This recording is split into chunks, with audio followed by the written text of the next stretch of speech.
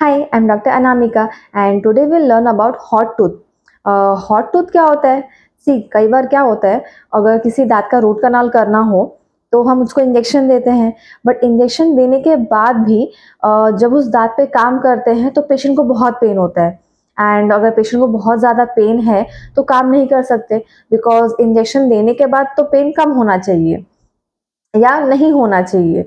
तो usually for example, अगर यहाँ का किसी दांत का रूट कनाल करना है तो हम यहाँ पे एक ब्लॉक देते हैं या इंजेक्शन देते हैं, जिसको हम बोलते हैं इंफीरियर एल्वोलर नर्व ब्लॉक।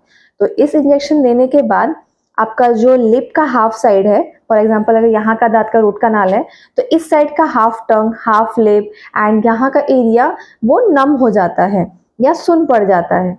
तो जब हम काम करते तो पेन नहीं होता। तो अगर फॉर एग्जाम्पल अगेन यहाँ पे सीखने वाली चीज़ ये भी है कि कई बार अगर इंजेक्शन गलत तरीके से या उसके मल्टीपल रीजंस हैं जिसकी वजह से इंजेक्शन एक्ट ही नहीं कर रहा है, बट हॉट टूथ और इंजेक्शन एक्ट ना होने के इन दोनों के बीच में डिफरेंस कैसे हम करेंगे? सी एज अ टोल्ड कि जब हम ये ब्लॉक देते हैं तो हाफ एरिया एनेस्थेटाइज होता है। तो अगर हाफ एरिया नम हुआ है लेकिन सिर्फ उस दांत का पेन कम नहीं हो रहा है, तो देन वी कैन रिकॉग्नाइज कि हाँ, पेशेंट को हॉट टूथ हो सकता है।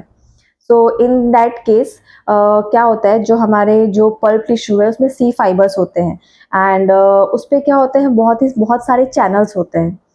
उसमें से एक चैनल का नाम होता है सोडियम चैनल्स। उस पे एक नाम होता है TTX। ये क्या है? टेट्राडोटॉक्सिन, एक तरह का आप बोल सकते हो कि गेट होता है।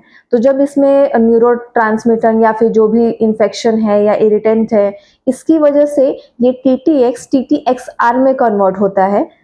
TTXR, ये R जो फैक्टर है इसको हम बोलते हैं रेजिस्टेंस। रेजिस्टेंस क्या, मैं आपको समझाऊंगी थोड़ी देर में।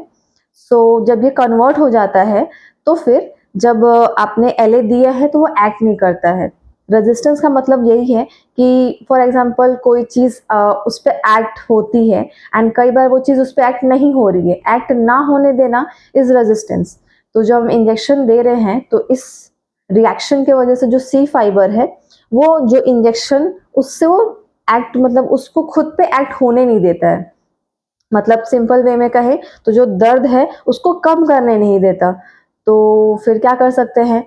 सो इन दैट केस हम तीन चीज़ें कर सकते हैं कि